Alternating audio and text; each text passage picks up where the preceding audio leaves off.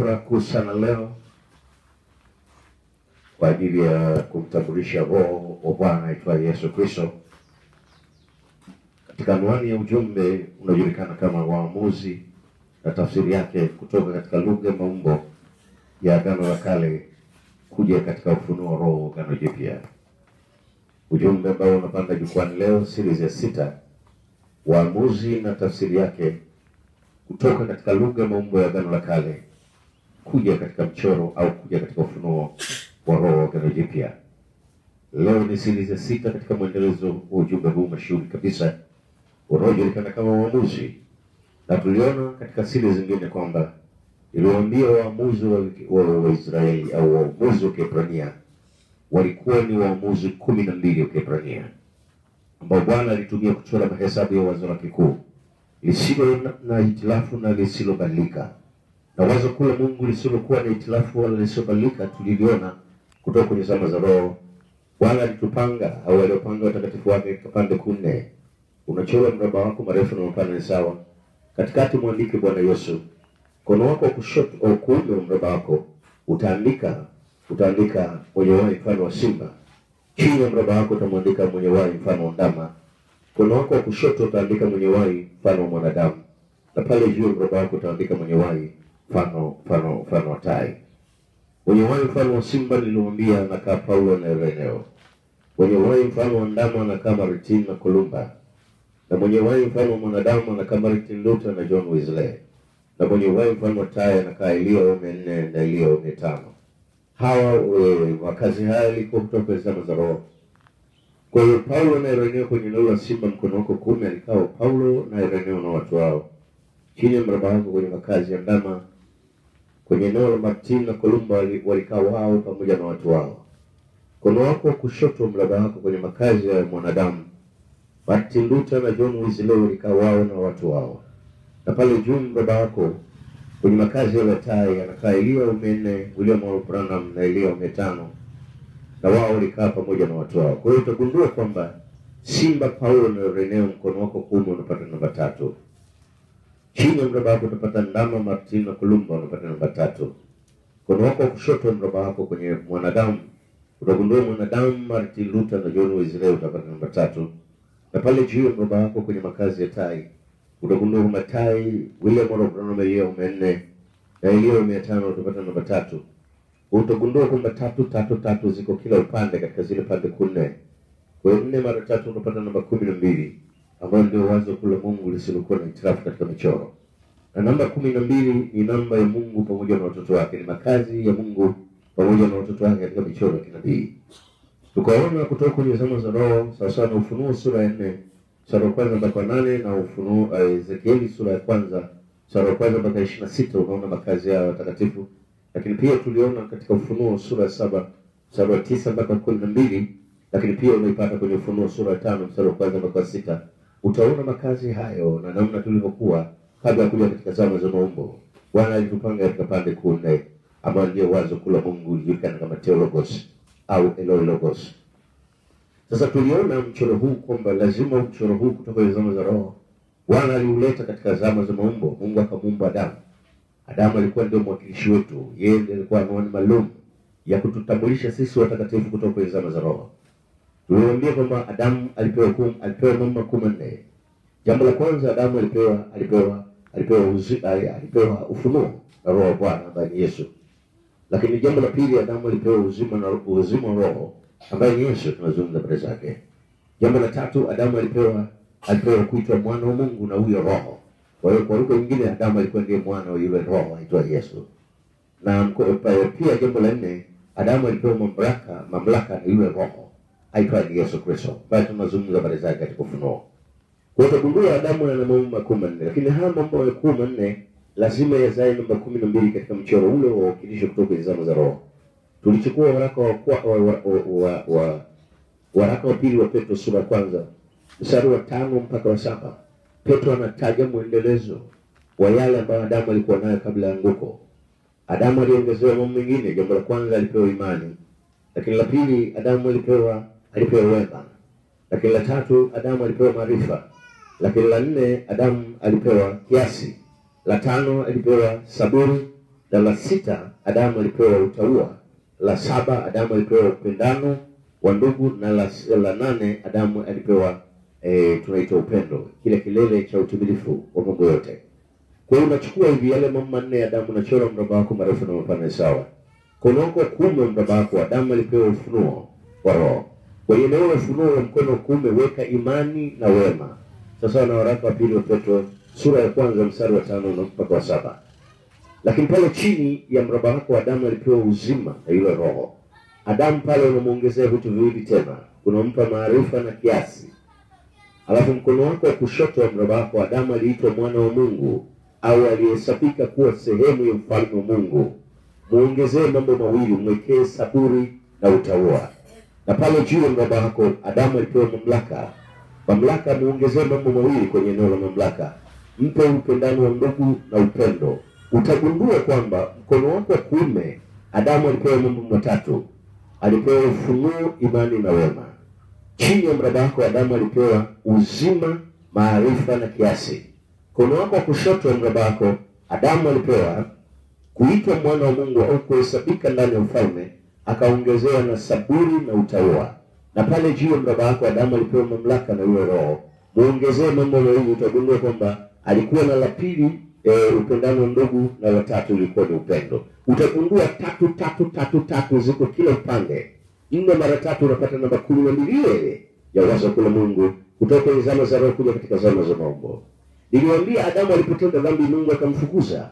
Alipomfukuza Mungu ilibidi aanze kutengeneza taifa la michoro ili achore lile wazo lake kuu kutoka kwenye zama za roho, ili liweze kuonekana wakati mpango wake ulikuwa ni kuwatafuta watakatifu kutoka ndani ya taifa moja, atoke pale aende katika mataifa yote ya dunia, na hao watu waitu kwenye ule mvuto wa mahesabu ya zile pande 4 katika mahesabu, sawa na mgawanyiko wa jumbe zitakazoachiliwa duniani baada ya kuja kwa Yesu ulimwenguni. Na naposema baada ya kuja kwa mwamba mashuhuri Yesu, kuja kwake kwa kwanza kwa ajili ya kutoa dhabihu ya msamaha wa dhambi. Kwa Mungu ilibidi aanze kuchora mchoro wake wa ukombozi. Niliwaambia Mungu akaanza kutembea na mtu anaitwa Ibrahim. Baada ya Ibrahim Mungu akatembea na Isaka. Baada ya Isaka Mungu akatembea na Yakobo. Imnaelezwa. Na hapa tunataka tuone mahesabu haya. Mungu alitembeaje na hao watu ili uweze kupata mahesabu ya kinabii. Watembeaje leo. Naomba fungue Biblia yako. Lazima tupate mahesabu haya. Tunapoleta mchoro huu kwa hesabu kule kwa siku za mwisho, ili upate malengo ya ukombozi, ili ujue mtakatifu wa Bwana Yesu alikusudia kutoka wapi katika mahesabu. Leo. Sasa nisikilize Mungu mkuu Yesu ambaye anazungumza na mtu mashuhuri sana katika historia ya Biblia. Na huyu mtu mashuhuri tunazungumza habari ya Ibrahim. Leo. Naomba fungue kitabu cha Mwanzo sura 12, anza mstari wa 1 mpaka mstari wa 9. Hebu tusome tupate mahesabu haya ili ujue kwa nini nasema Mungu alianza kutembea na watu, na kwa nini alikuwa anakwenda kila kimoja alikuwa anakifunua kuonyesha nini kilitokea wakati wa Adamu na nini kilikuwepo kutoka kwenye zama za roho. Mungu ambaye hawezi kubadilika katika michoro ya kinabii. Ndio ndugu yangu. Amina. Mwanzo 12 mstari wa 1 mpaka 9. Hebu tusomee. Bwana mahesabu haya ndio. Bwana akamwambia Abraham, toka wewe katika nchi yako na jamaa zako na nyumba ya baba yako uende mpaka nchi nitakayokuonyesha. Amina. Nami nitakufanya wewe kuwa taifa kubwa. Amina. Na kukubariki na kulizidisha jina lako, nawe uwe baraka. Nami nitawabariki wakubarikio, naye akulaanie nitamlaani, na katika wewe jamaa zote za dunia watabarikiwa. Basi Abrahamu akaenda kama Bwana alivyomwamuru. Lutu akaenda pamoja naye. Hapo bwana tosha. Umesikia mchoro huu? Mungu anamtokea Ibrahim. Mungu kwa nini anamtokea? Tayari Adamu amefukuzwa. Wakati huo tayari gharika imeshatokea. Vizazi vya Adamu vinaendelea, na Mungu alikuwa anaendelea kuchora mchoro wake wa ukombozi. Wataelewa? Mungu anaanza kuchora. Kwa hivyo unaweza kusema Mungu alimtokea Ibrahim. Na Ibrahim Mungu alikuwa anachora ufunuo ule ambao Adamu alipoteza. Wakati huo Ibrahim alikuwa anatumika kuchora zama za simba kutoka kwa zama za roho, kuonyesha yale makazi ya takatifu katika michoro ya kinabii. Nataka tuende taratibu uweze kupata mtoro wa Bwana. Bwana. Na niliwaambia ufunuo wa roho ni imani, mlazuri. Na imani ni akili ya roho inayomchilia mtu ndani, inampa mahesabu ambayo wengine hawezi kuliona. Ndio maana imani, mlazuri. Imani ni akili ya roho inayomchilia mtu, mlazuri, katika wakati ambao Mungu alikusudia. Alafu yule mtu anaona katika ufunuo, wengine hawana majawabu. Ndio maana ya akili ya roho au ufunuo wa roho ambao Adamu alikuwa anatumia. Na hiyo akili ya roho ndiye manabii wote walitumia. Wakina nabii Isaya, wakina Yeremia, wakina Samuel, wakina Ezekieli, wakina Danieli, wakina... Maana walikuwa hawaeleweki katika zama zile. Kwa nini walikuwa wanaeleweka? Walikuwa wanatumia akili ya roho iliyojaa ufunuo kimahesabu. Na hiyo ndio imani ya Yesu. Maana leo watu wengi wanafikiri kwamba imani ni ujinga. Imani ni akili ya roho inayomchilia mtu, kumtenganisha na mifumo iliyoko katika kizazi husika, ikimwonyesha Mungu tokea mwanzo alikuwa amewaza nini, Mungu tokea mwanzo alikemea nini, na huyo Mungu hawezi kubadilika katika zama zozote zile. Hiyo ndiyo imani. Mungu anamtokea Ibrahimu, anachora ufunuo wa Adamu, ule ambao Adamu alipoteza pale mwanzo. Wataelewa. Za tuone hapa kweli ni kweli kwamba Ibrahimu ulikuwa ndiye mchoro halisi wa ukombozi, kuchora ile siri ya ufunuo, siri ile ya roho. Wakati Mungu anamtokea Ibrahimu alikuwa wapi? Alikuwa Uru ya Kaldayo, ambayo ndio Iraki ya sasa. Wataelewa. Ndio Iraki ya sasa. Yuko kule katikati ya machafuko. Na wakati huo Ibrahimu anatolewa Uru ya Kaldayo. Wakati huo tayari dunia imeingia kwenye mchafuko. Kwa nini? Kwa sababu kulikuwa na mtu anaitwa Nimrod. Alianzisha ufalme wa kishetani, akaanzisha dini ya kishetani. Naelewa. Unipate hapo. Akaanzisha siasa za kishetani. Naelewa. Akaanzisha mifumo yake ya kijeshi ya kishetani. Mungu alipokasirika akapiga ufalme kwa kugawanyika. Watu wote mashariki kabili wakimbie kwenda maeneo mbalimbali kutoka kule eneo la Uru wa Kaldayo. Wengine wakakimbia maeneo ya Afrika ambayo ni Misri. Wengine wakakimbia Ulaya upande wa Ulaya. Wengine wakatapakaa maeneo fulani ya Asia kule. Imnaelewa. Mungu anamtoa Ibrahimu kwenye machafuko baada ya fundisho la udanganyifu la Nimrod. Na baada ya Mungu kuangusha ule mnara wa Babeli. Na niwaambia mnara wa Babeli sio kwamba alijenga mnara hivi unaenda juu, bila sura hapa. Lilikuwa ni mfumo wa kiimani, yani kulikuwa ni mfumo wenye mambo makubwa manne. La kwanza ulikuwa ni mfumo wa kisiasa zinazotengeneza misingi ya kishetani. Pili, alitengeneza mfumo wa dini ya udanganyifu. Tatu, Nimrod alianzisha mifumo yake ya kiuchumi. Na ya nne, Nimrod alianzisha mfumo wa kijeshi. Sasa akawalazimisha watu wote wa mashariki wakati ule, na mpaka kile kizazi cha Shemu baada ya gharika kikaanza na yeye kuchukuliwa na udanganyifu wa Nimrod. Ndiko Mungu akapiga ufalme ukagawanyika, ukaharibika. Wataelewa. Ndiko Mungu alimtokea Ibrahimu, anamwambia toka wewe katika nchi yako na nyumba ya baba yako na chama yako, uende mpaka nchi nitakayokuonyesha. Mungu anaanza kutoa lile wazo lake kuu, lile ambalo Adamu alikuwa nalo katika maisha, lile ambalo tulikuwa nalo katika zama za roho tukiwa na Yesu, Mungu mashuhuri. Sasa anaanza kutengeneza mchoro wa taifa ili atumie maandiko, akitumia akili ile Adamu aliyokuwa nayo. Mazuri ndio ile akili ambayo manabii waliendelea kutumia kuchora mchoro wa wazo kwa Mungu. Yesu kwa na itilafu ambayo ndio tunazungumza habari zake hapa. Yesu funzo mambo, Mungu mshuhuri kabisa. Ibrahimu anambia toka wewe katika nchi yako.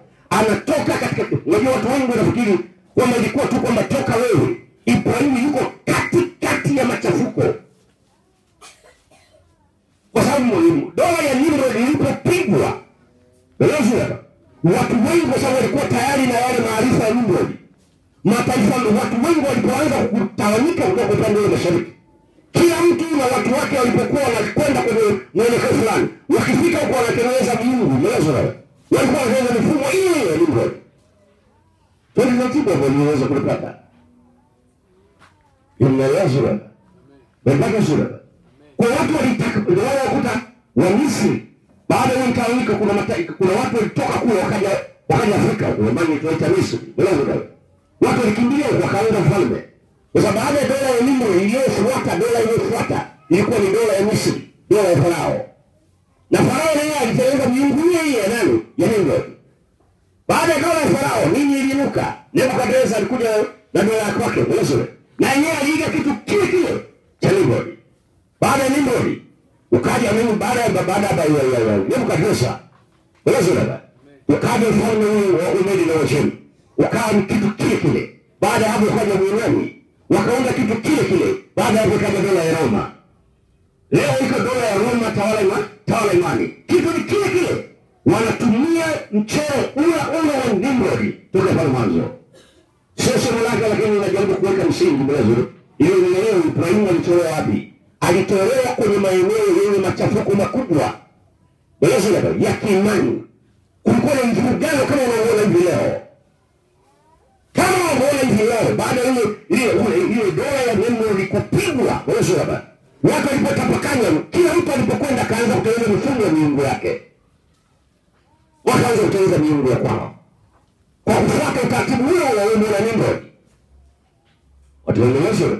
Kwa hiyo kile kilichofanyika leo ndio kinafanyika kitu kile kile. Kwa sababu Mungu alifanya baada ya mwaka 325 ile baraza la Nikea. Mungu akaona hawa wakiendelea hawa watakuja kuipotosha dunia. Mungu alifanya akaipiga ile dola.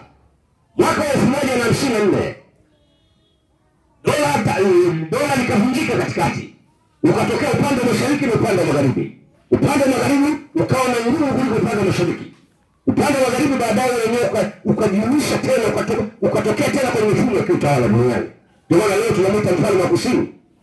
Kama yeye ndiye anatoka upande wa magharibi wa Ulaya. Upande wa mashariki wa Ulaya wakawa hawana nguvu. Wataendeleza wewe. Lakini baadaye Mungu aliendelea kuwapiga, kukata vipande ili wasiwe na mtiririko moja kwa moja. Kwa sababu angekuwa na mtiririko moja kwa moja wa kiimani, ilikuwa ni tishio la dunia. Baada hapo yakaibuka madhehebu ya Kiprotestanti.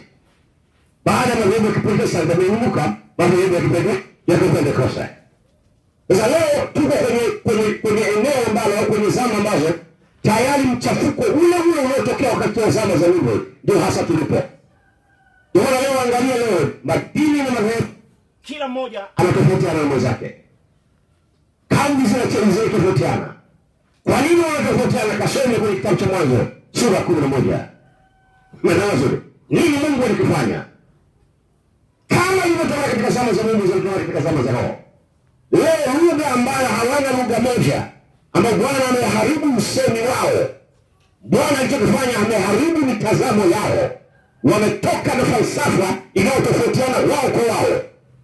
Kama ilivyotoka tu. Ibrahimu ndiye anaambia toka wewe katika mchafuko huo. Kama wewe unaambia toka wewe, na ndivyo vile ilivyokuwa Ibrahimu.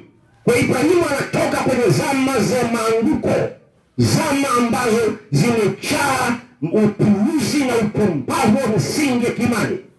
Ibrahimu anasikia sauti ya Mungu moja. Mungu mshauri kabisa. Awazungumza habari zake na Yesu. Bwana anamwambia toka wewe. Mungu akachora mchoro wake ukimahesabu. Toka wewe kwenye anguko. Toka wewe ambako Adamu aliangukia kwenye mfumo huo. Toka wewe katika nchi yako na jamaa yako na nyumba ya baba yako, uende mpaka nchi nitakayokuonyesha.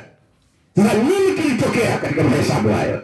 Naomba fungua kitabu cha Mwanzo sura 15. Anza mstari wa kwanza mpaka mstari wa 7. Tuone mahesabu haya ili ujue kwamba kwa nini waamuzi walikuwa 12. Walikuwa wanachora nini? Walikuwa wanachora mchoro wa wazo kule Mungu katika mahesabu ya kinabii. Ili mchoro ule ufunuliwe kutoka kwenye lugha ya Agano la Kale uje katika ufunuo wa Roho wa Agano Jipya. Ili watakatifu wa Bwana wapate kuchunguza mahesabu. Kama ilivyotokea ndivyo itakavyotokea katika zama za watu wa mataifa. Ndio ndugu yangu. Amina. Kitabu ni cha Mwanzo sura ya 15 mstari wa kwanza hadi wa 7. Amina. Baada ya mambo hayo neno la Bwana likamjia Abraham katika njozi likinena, usiogope Abraham. Neno la Bwana likamjia nani? Abrahamu. Wakati huo hajabadilishwa jina. Lazari. Kwa sasa tumiti Abraham, na wewe ukiwa unasoma usome Abraham. Msome Ibrahim kwa sababu tayari tuna ufunuo Lazari. Wakati hapa inaandikwa manake Ibrahim alikuwa bado hajabadilishiwa jina kutoka Abraham kuja Ibrahim. Balazo dada. Kwa Abraham akabadilishiwa jina. Balazo akaitwa mzee nani? Mzee Ibrahim. Ndio huyu tunamtaka kumuona. Neno la Bwana lilimjia. Sasa hapa ndio wakachua msingi wa imani au msingi wa ufunuo au akili ya roho. Lazima neno likuchie. Balazo, na huyo neno ni nani? Kasome rudi pale kwenye Yohana Mtakatifu sura ya 1 mstari wa 1. Utamwona Ibrahimu alitokea na Yesu. Balazo dada. Ama tunazungumza habari zake. Hiyo ndio gani? Amina.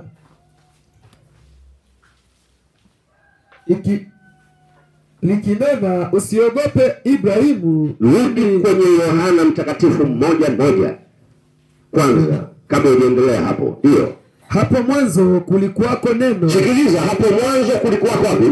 Neno. Sasa tunarudi mwanzo wapi? Rudi kwenye kitabu cha Mwanzo.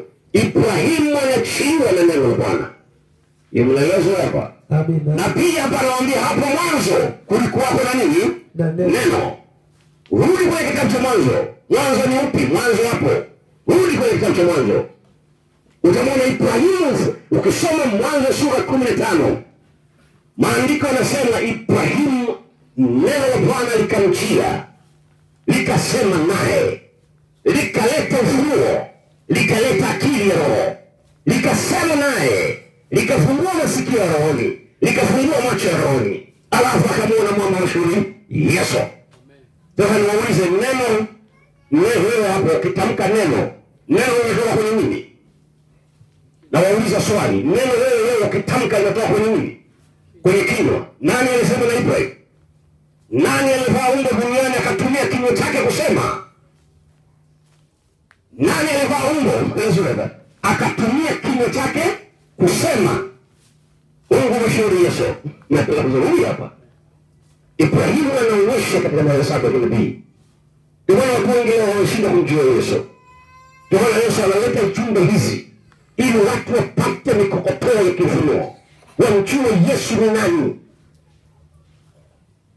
Rudia pale sasa, hapo tunasema hapo mwanzo kulikuwa kuna neno, naye neno alikuwako kwa Mungu. Naye neno alikuwa kwa Mungu, alafu naye neno alikuwa. Sasa angalia, hapo mwanzo kulikuwa kuna neno. Haya, mimi mfano hapa nasema amina.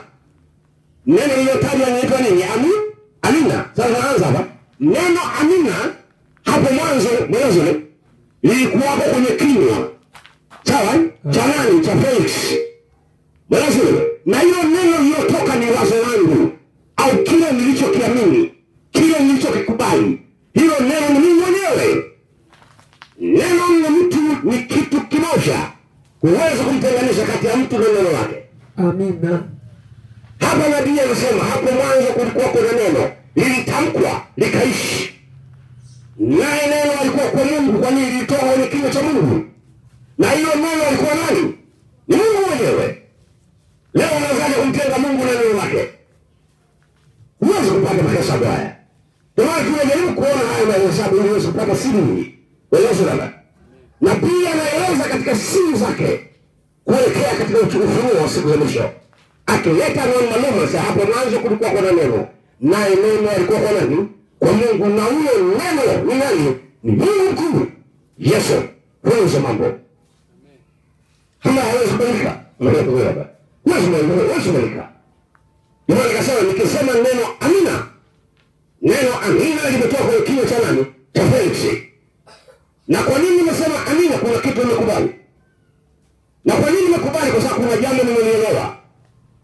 Na kwa nini nimeelewa? Kuna kitu kimejifunua ndani, nimekubaliana nacho. Imeelezwa. Hicho nilichokikubali mimi. Na neno langu linasema amina. Mimi na amina ni moja. Ndio maandiko yanasema kila mtu atahukumiwa kwa kinywa chake mwenyewe. Kwa idadi ya maneno yako ndio utakayohukumiwa. Na kwa idadi ya maneno yako utapata haki. Na kwa idadi ya maneno yako utahukumiwa. Kwa nini? Neno lako ni uhai wako. Na uhai wako ndio neno lako. Neno lako ndio wazo lako. Na wazo lako ndio wewe mwenyewe. Huwezi kujitenga kati ya wazo lako na wewe mwenyewe. Huwezi kujitenga. Ni moja. Sasa nabii hapa anathibitisha hivi. Rudi pale kwenye Mwanzo sura 15. Tuone mahesabu haya yote. Amina. Baada ya mambo hayo neno la Bwana likamjia. Sikilizeni, baada ya mambo hayo neno la Bwana likamjia nabii Yezreeli. Baada ya mambo haya yapi? Baada ya jambo la kwanza, Ibrahimu ametoka Uru ya Kaldayo, amefika nchi ya Kanaani. Baada ya kufika nchi ya Kanaani, amegombana na Lutu. Wametengana kati yake na Lutu, wakatengana. Wakati huo Lutu amekimbilia Sodoma, Lutu akaenda akapigana vita. Wale wafalme wa Sodoma wakampiga Lutu, wakamteka na mali zake. Ibrahimu akatoka, anaenda kupambana na wale watu. Wakati anatoka vitani, ameshinda. Na nani alimtangulia? Alimtangulia Melkisedeki, mfalme mkuu.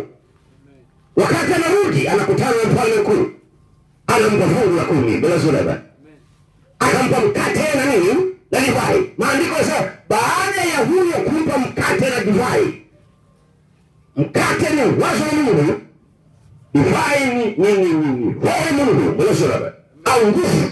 Baada ya kupata hicho kitu, maandiko yanasema baada ya mambo hayo Ibrahimu akachiliwa na lile neno. Naomba rudia tena kwa hiyo tuweze kupata. Ndio. Amina. Baada ya mambo hayo neno la Bwana likamjia Ibrahimu. Na tumeshaliona neno la Bwana, andika tu hapo. Ni Mungu. Mungu akamjilia nani? Ibrahimu. Ndio. Amina. Katika njozi likinena, usiogope. Sikiliza, likinena. Neno limenena, limetoka kwenye nini? Kwenye kinywa. Neno likinena. Kati ya kinywa na hiyo neno kuna tofauti. Endelea tena Bwana, na tuwezipata hapa. Ndio. Mimi ni ngao yako na thawabu yako. Sikiliza, neno linasema Mungu huyo, mimi ni ngao yako, na thawabu yako kubwa sana. Ibrahimu akasema, Bwana Mungu. Sikiliza hapo. Neno linasema Ibrahimu analipwa China. Imeelezwa. Amina. Neno linasema na Ibrahimu analipwa China. Anasema Bwana Mungu. Mwewe. Bwana Mungu. Huyo hapo. Ibrahimu alipolipa China kuthibitisha kile ambacho Mungu anataka kuzungumza katika Ufunuo. Soma Biblia uone nini Mungu anazungumza. Amina. Utanipa nini nami naenda zangu hali sina mtoto? Amina. Na atakaye imiliki nyumba yangu ni huyu Eliezeri. Sikiliza, Ibrahimu anamwambia Mungu, sawa wewe Bwana Mungu umekuja, utanipa nini kwa sababu sina mrithi. Angalia, Mungu anachora siri zake za ukombozi. Sina mwana, wewe sina, utanipa nini? Je, huyu Eleazari alikuwa ni Dameski. Dameski ni Syria sasa. Kwa hiyo Eleazari alikuwa ni Msiria sasa. Alikuwa mtumwa wa Ibrahimu. Na yeye ndiye alikuwa msimamizi kwa sababu Ibrahimu alikuwa hana mtoto. Imeelezwa. Sikiliza, Mungu anazungumza katika mahesabu. Ndio. Amina. Ndio. Ibrahimu akasema, amina, tazama hukunipa uzao, na mtu aliyezaliwa nyumbani mwangu ndiye mrithi wangu. Amina, amina. Nalo neno la Bwana likamjia. Sikiliza hapa, alipouliza swali, kwa sababu tayari kashalipa China. Bwana Mungu, mwelezo wewe. Lisikie hilo neno linasema, limeshapokea hadhi yake. Lisikie neno la Bwana linazungumza. Ndio. Nalo neno la Bwana likamjia likinena. Na hiyo neno lilitoka kwenye kinywa. Na nani alikuwa na umbo la kuzungumza, ambalo lilipandwa ndani ya mwanamke, alafu likatokea kama mwanadamu wa kawaida, alafu akaanza kuzungumza maneno ya kushangaza, maneno yalikuwa na maana na maneno ya manabii. Manabii waliopita miaka mingi, kwa sababu kutoka Musa mpaka Kristo ilipita miaka 1400 plus. Neno linazungumza lugha ile. Kwa nini? Yeye alikuwa mwanzo kabla vitu vyote. Nani ile neno lilizungumza wakati amezaliwa kama mwanamke, kama amezaliwa ndani ya tumbo la mwanamke, lakini akiwa mtoto mdogo anazungumza hekima za mwanzoni. hiyo wakafika mahali na makuhani wakafika mahali wakasema, hii hekima ni ya nani? Umri huu ni mdogo, hekima imetoka wapi? Amina. Nani huyo? Angalia hiyo neno linasema limepewa wapi? Bwana Mungu mlezole. Neno la Bwana likamshia, likaanza kusema, nani alivaa umbo akasema duniani, aliyekuja kuunganisha siri zote, kuchora kutoka lugha ya maumbo kuja katika ufunuo wa Roho. Funzi moja tu, mambo mashuhuri Yesu, ambayo tunazungumza habari zake leo. Amina. Yesu lema, Mungu mkuu mashuhuri sana, wasema zote. Tunazungumza habari za Yesu, mambo mashuhuri kabisa. Ndio maana tunawaambia watu wa mataifa wajue. Yesu, wajue kama wanaamini Yesu ni Bwana, basi wajue Bwana ndiye Mungu. Kwa sababu Ibrahimu anadhibitisha katika ufunuo. Amina. Alimpa kuwa Bwana Mungu. Mwenyewe nzuri hapa. Na kwenye ufalme hatuna mabwana wawili, Bwana yuko mmoja tu. Yule wakati wa kale ndio yeye kuja kwenye agano jipya. Huwezi kuwa na mabwana wawili kwenye ufalme. Amina. Bwana nzuri hapa. Yes, huwezi kuwa na mabwana wawili. Bwana ni mmoja tu. Bwana nzuri. Habari nzuri na baraka Yesu. Endelea hapo tupate mahesabu ndio. Huyu hata kurithi, bali atakayetoka katika viuno vyako. Neno linasema sio Eliazari Mdameski, mtu wa mataifa. Nitamtoa kwenye viuno vyako mwenyewe, nitakupa uzao, yule ndiye atakayekurithi. Imnaelewa zuri hapa katika mahesabu. Imnaelewa zuri hapa. Endelea Akamleta nje akasema, tazama sasa mbinguni, kazi hesabu. Kumbuka hilo neno hilo limemtoa nje. Neno amina, leo nikisema hapa amina, nikisema Gaspar alichukua neno amina likubeba likutoa nje, linaweza? Inaweza. Neno haliwezi kuwa hai isipokuwa mtu yuko hai, inaweza labda. Amina. Nikisema amina, Gaspar tunaenda nje, nitamchukua ila Gaspar anaondoka naye. Ni neno limemuita au mtu alimuita? Unaiwazi hapa. Amina. Wana theolojia wameshinda kujua mahesabu ya Mungu leo. Wewe hapa. Ile hapa tunazungumza hapa katika ufunuo ili watu wapate kujua. Ndio Ibrahimu alishirika sana kwenye Biblia. Mungu anamheshimu kwa sababu alimtumia kuchora siri za ukombozi kutoka ndani ya taifa moja kwenda kwenye taifa la dunia, kutengeneza ile namba 12 ya ukombozi. Kumbuka hapa tunatafuta watu 12 wanaokuja, mlazima. Na wa 12 watoto wa Yakobo, lazima tukokotoe kuanzia hapa ili tupate namba 12 katika mchoro wa kinabii. Mungu anaanza na Ibrahimu. Lile neno likamtoa nje. Neno amina, ndugu yangu mchungaji. Neno amina linaweza zaidi kukupeleka nje. Sema amina, likupeleka nje. Ni mpaka mimi nije nakwambia ndugu, twende nje. Tunaomba? Mbele. Neno la Bwana likamtoa, likampeleka wapi? Nje. Likampeleka nje. Nini neno linasema? Maelezo hapa. Amina. Leo watu wanashika kumjua Yesu. Yesu alikuwepo kabla ya vitu vyote, kabla ya kutokea ndani ya tumbo la mwanamke. Yesu alikuwa na mwili wake wa ufunuo na alitumia mahesabu. Manabii wote wanajua siri hiyo. Amina. Watu wanajua siri hiyo. Ukiwa nabii wa Bwana unajua mwili wa Yesu. Yaani lazima wakuje zika. Anakwambia huyu hapa. Akitokea yeye okay, ndio Bwana. Anakwambia sikiliza ujumbe huu hapa. Umeona yule chukua hii leti hapa, unaona nini hapa? Ambia sikiliza, ngoja nikupeleka na kuleta kwenye roho. Anapeleka kwenye mchoro. Akwambia angalia ilivyokuwa. Anakurudisha hapa. Wewe tunajua namna kusafiri naye. Amina. Ndio maana leo nikaandika hapa neno amina. Pasipo mimi kuwepo, amina inakuwa ni andiko na andiko linakuua. Unaweza kusema alisema amina, yuko wapi? Alisema Yesu ataokoa, yuko wapi? Watu wanasoma Biblia wanasema imeandikwa hapa. Wewe imeandikwa sawa, yuko wapi? Aliandika. Yeye aliyesema hilo neno yuko wapi? Tumuone sasa leo. Sasa nabii anakwambia neno likamchukua, endelea. Nisikie hilo neno. Akamleta nje akasema, tazama sasa mbinguni. Tazama sasa mbinguni. Kwenye mbingu ya kwanza hii. Kazihesabu nyota kama ukiweza kuzihesabu. Kazihesabu nyota kama ukiweza, ndio. Akamwambia, ndivyo utakavyokuwa uzao wako. Amina. Akamwamini Bwana, naye akamhesabia jambo hili kuwa haki. Sikiliza, alipotolewa na Bwana, wakati anamwambia angalia anga, alipotazama anga anasema, umeona hizi nyota? Unaweza kuhesabu nyota? Kama hutaweza, ndiko uzao wako utakavyokuwa.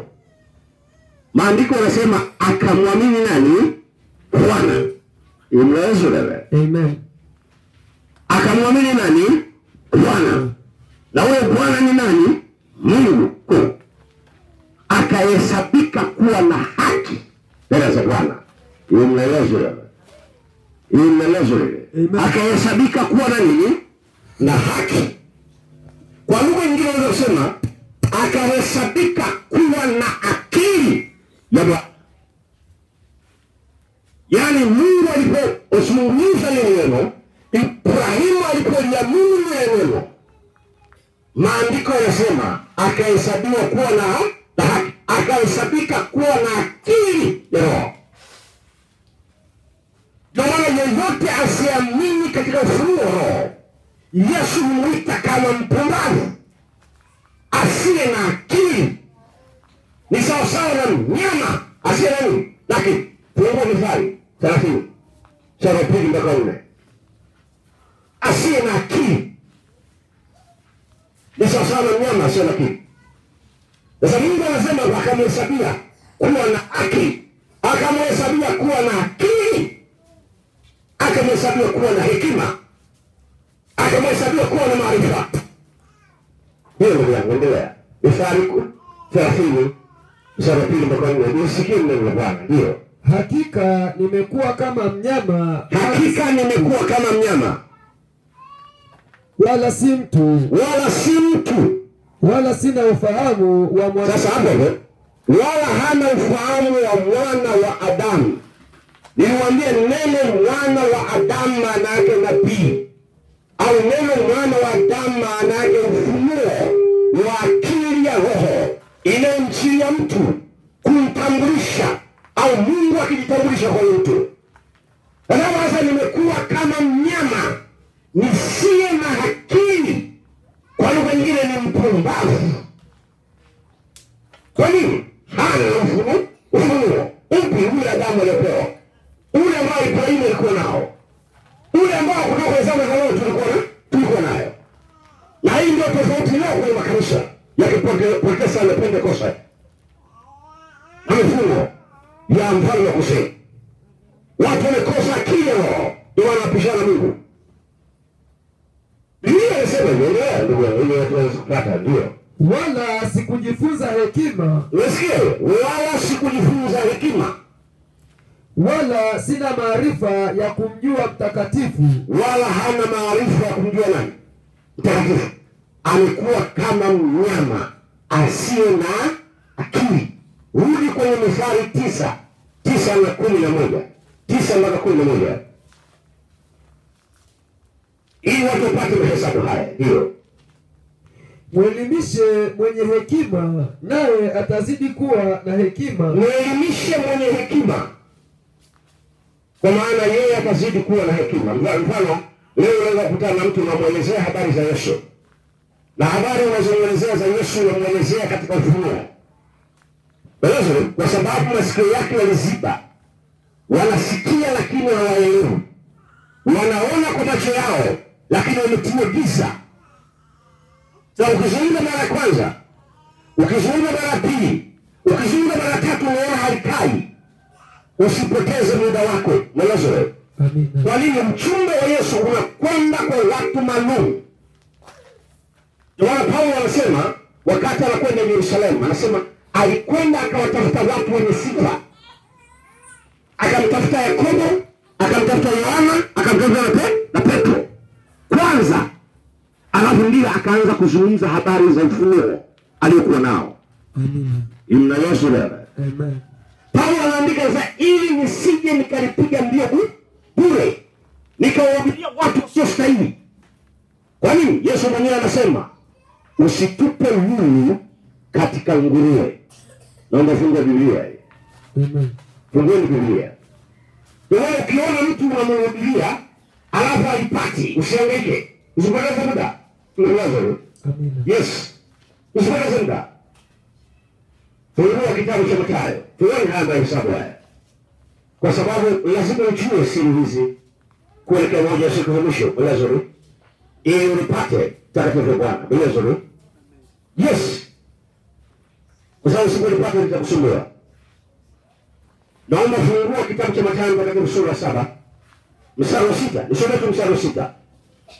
Mathayo mtakatifu sura 7 mstari wa 6. Ndio. Amina. Inasemaje? Msiwape mbwa kilicho kitakatifu. Msiwape mbwa kilicho kitakatifu. Rudia tulia kwanza. Msiwape mbwa kilicho kitakatifu. Wala msitupe lulu zenu mbele ya nguruwe. Msitupe lulu zenu mbele ya nani? Ya nguruwe. Nguruwe warudi kwenye Agano la Kale. Nguruwe ni watu gani?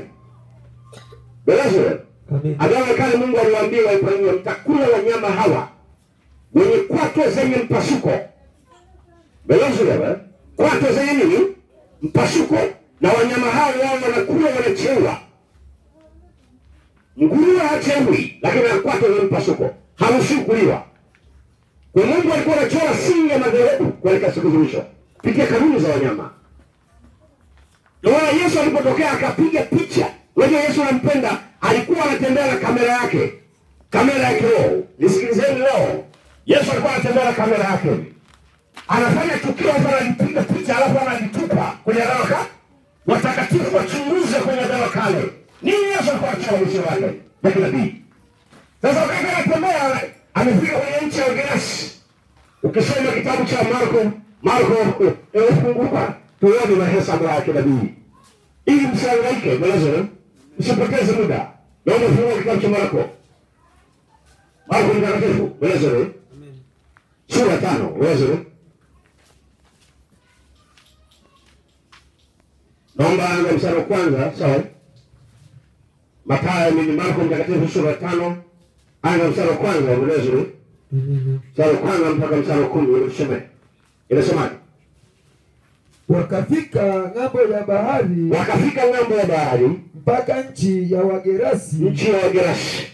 Na alipokwisha kushuka chomboni, Amina, mara alikutana na mtu ambaye ametoka makaburini. Amina, amina, mwenye pepo mchafu. Amina. Makao yake yalikuwa pale makaburini. Amina, amina. Wala hakuna mtu yeyote aliyeweza kumfunga tena. Yesu akatua na kamera yake, anatembea naye. Anataka apige picha aitupe kwenye Agano la Kale watakatifu tuone. Yesu alikuwa anafanya nini mahesabu yake. Sasa ana kamera anachukua mahesabu hapa, sasa anachukua picha mbele nzuri ili watoto wake watakuja kusoma. Wanavyao hiyo hawezi kupata. Ndio leo wameshinda kuelewa Yesu kwa nini alifanya tukio hili. Leo Yesu anachila jayo tu kuelekea moja siku za mwisho. Na hii tukio ambayo Yesu alifanya hapa linapokea sasa kuelekea siku za mwisho. Na mwenye masikio na asikie. Nisikieni vizuri sana, ndio. Amina. Hakuna mtu yeyote aliyeweza kumfunga tena. Amina. Hata kwa minyororo. Amina. Kwa sababu alikuwa amefungwa mara nyingi kwa pingu na minyororo. Amina. Akaikata ile minyororo na kuzivunja zile pingu. Amina. Wala hakuna mtu aliyekuwa na nguvu za kumshinda. Amina. Na siku zote usiku na mchana alikuwako makaburini. Amina. Na milimani. Amina.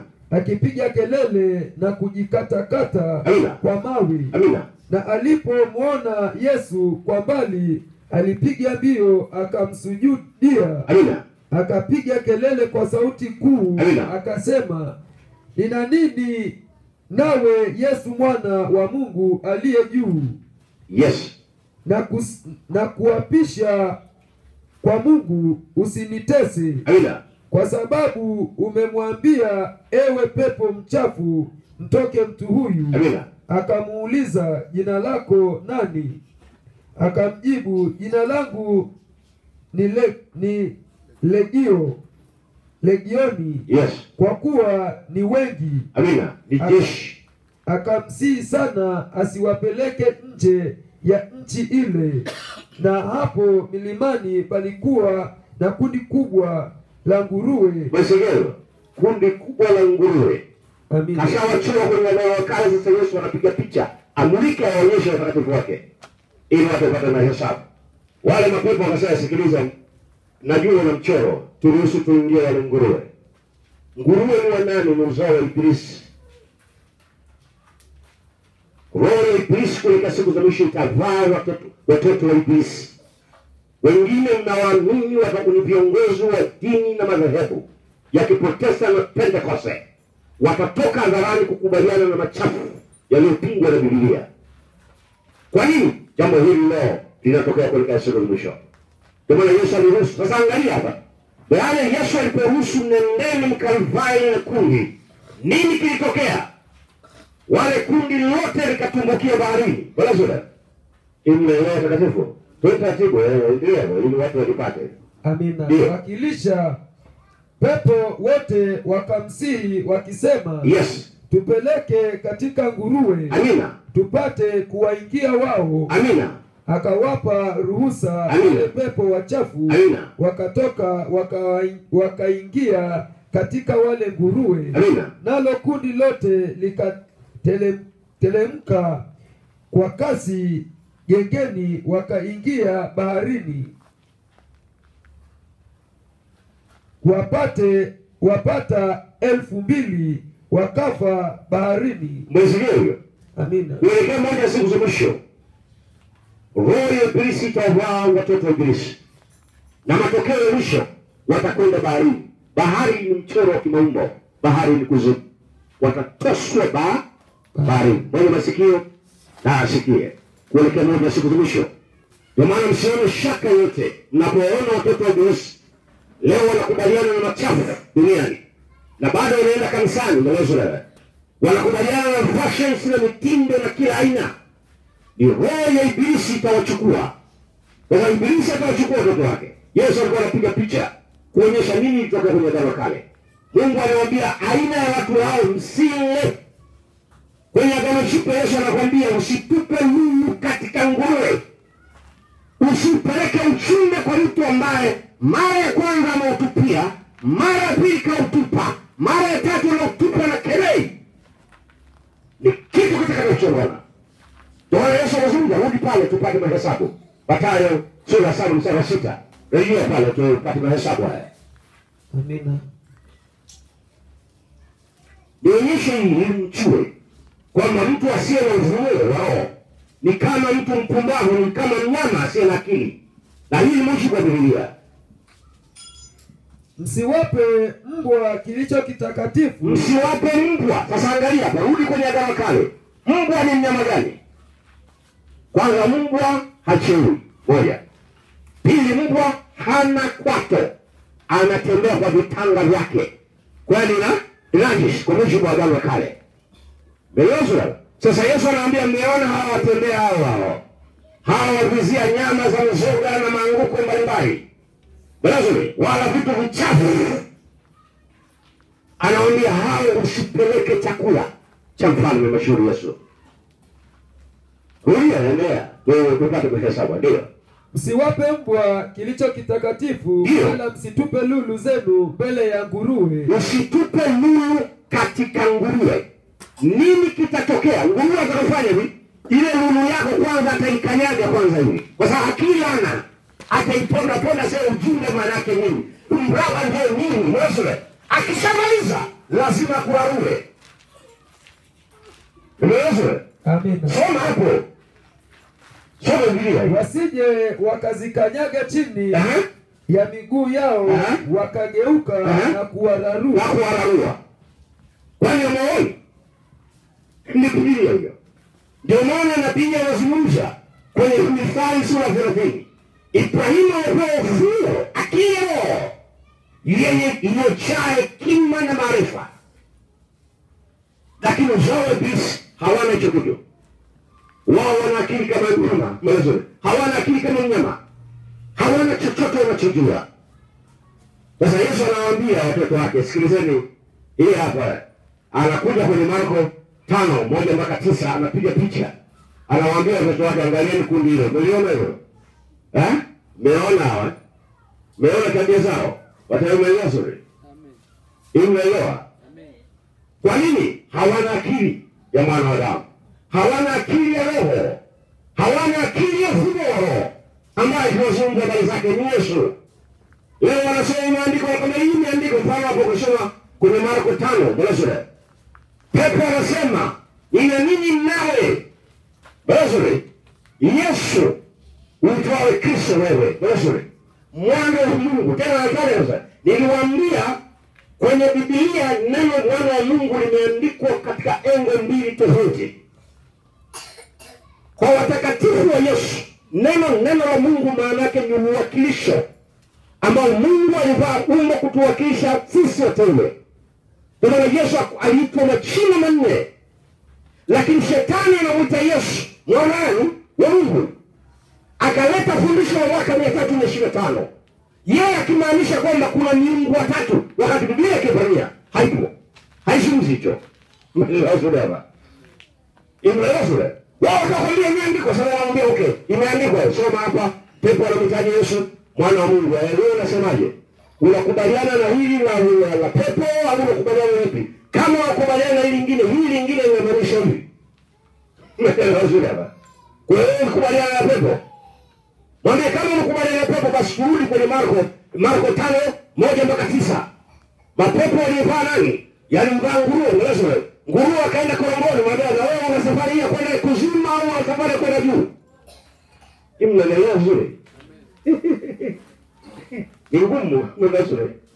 Ndio wao wanakimbia, wao wanashia kukimbia. Kwa sababu hawana majawabu yote kifunuo. Mnaelewa? Biblia inamtaja Yesu mwana wa Mungu. Mwana wa Mungu maana yake ni nini? Mnaelewa? Mnaelewa? Yesu alifananishwa tu ili kurejesha uwanja wa mwanadamu, ili tupate lile jambo la tatu. Yesu aliitwa mwana wa Adamu, maana yake alikuwa analeta ufunuo ndani ya kanisa. Akaitwa mwana wa Ibrahimu, alikuwa analeta uzima ndani ya kanisa. Akaitwa mwana wa Mungu kumrejeshea Adamu. Adamu pale mwanzo ndiye alikuwa mwana wa Mungu, alipoteza nafasi hiyo. Na Yesu alipokuja, Yesu alipoitwa mwana wa Daudi, maana yake alikuwa ni mamlaka. Yesu alikuwa anarejesha ule mraba wa Adamu, au mraba wa watakatifu kwa zama zao, au mraba wa Ibrahimu kama Yesu alitumia kutoa mahesabu kutoka kwenye Agano Kale. Sisi tunaposoma mwana wa Mungu wa Yesu, tunamaanisha ni uwakilisho wa Biblia. Sio kwamba kuna mmoja na mwingine, mnaelewa? Wao wanachukua mmoja na mwingine, basi wanachukua habari ya pepo, mnaelewa? Na mapepo yakapeleka watu kwa mwaka 325, wakaanzisha miungu watatu ambao waipania, mitume wa Kiebrania wala manabii wa Kiebrania kuzungumza habari hiyo. Mnaelewa? Kwa nini walikosa akili yao? Akili iliyojaa maarifa na ufunuo. Na uthibitisho mwingine kwamba mtu akikosa hiyo akili, ndugu naomba fungue Yeremia, unasoma? Fungue Yeremia, kitabu cha nabii Yeremia. Lazima tujue mambo haya ya kinabii, unasoma? Ili uweze kupata mahesabu, unasoma? Fungue kitabu cha Yeremia. Ukiwa huna akili, unasoma? Wataelewa? Ukiwa huna akili ya roho, Biblia inakuita wewe ni mnyama.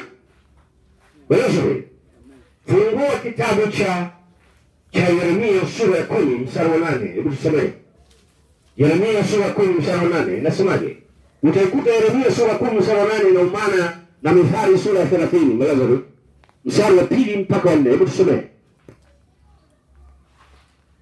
Sikia huyo. Na pia anaandika huyo. Lakini wote pia huwa kama wanyama. Yes. Ni wapumbavu. Haya ni maelezo ya sanamu, ni shina la mti tu. Sikiliza hapa. Wote pia wamekuwa kama wanyama. Wamekuwa nani? Wapumbavu. Wanatengeneza sanamu ya miungu watatu ambao kwenye Biblia haijawahi kuzungumza katika mahesabu. Mnaelewa? Pelipata hizo. Mnaelewa? Kwa hiyo wana Ibrahimu anapewa ufunuo wao. Anapewa akili wao. Maandiko yanasema akahesabika kuwa na haki. Mungu akamhesabia kuwa na ufahamu. kuwa na akili ya roho, akili isiyotokana na anguko la cosmology, akili iliyojaa tafiti ya kusomea historia, fizikia, chemistry na aina mbalimbali ya falsafa za ulimwengu, falsafa ya sayansi ya jamii na sayansi ya asili. Imnaelewa hapa? Amen. Hapa? Huwezi kumpata Yesu kwa njia hiyo. Huwezi kumpata Yesu kwa sababu leo una certificate ya theolojia, leo una diploma ya theolojia, leo una bachelor ya theolojia, leo una masters ya theolojia, leo una PhD ya theolojia, wewe huitwa profesa wa theolojia. Toka achana na roho ya theolojia, nenda kwenye elimu zingine za sayansi asili na sayansi jamii. Wauliza maprofesa, hawezi kumpata Yesu. Huwezi kumpata Yesu kwa njia ya akili ya kawaida. Lazima iwe kwa njia ya ufunuo. Na ufunuo nchini mtu. Mungu anamhesabia haki Ibrahim. Mungu anatoa mahesabu mchoro wa akili ya damu, akili ya roho, ili Mungu alete wale waamuzi 12 katika mchoro ule ule uliojaa mambo 14: ufunuo, uzima, kuhesabika ndani ya ufalme, na la mwisho juu ya mamlaka. Na kila moja, ufunuo ilete mambo mawili, uzima ilete mambo mawili, kuhesabika ndani ya ufalme ilete mambo mawili, na mamlaka ilete mambo ngapi? Mawili, ambao 4 mara 2 unapata namba 8. 4 kujumlisha 8 unapata namba 12 katika mahesabu. Wazo kuu la Mungu lisio kwenye hitilafu. Ndio maana ujumbe wa Musa na tafsiri yake kutoka kwenye lugha maumbo ya Agano la Kale kuja katika ufunuo wa Agano Jipya, ili kuleta anwani maalum ya ukombozi, ili watu waweze kupata mahesabu.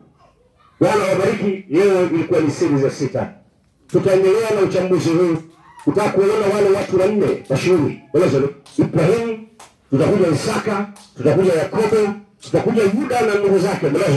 Kutengeneza mchoro ili kuleta wale watu 12, ili kuchora mchoro ule wa wale waamuzi 12 ambao tuliwataja siku ya waamuzi 12.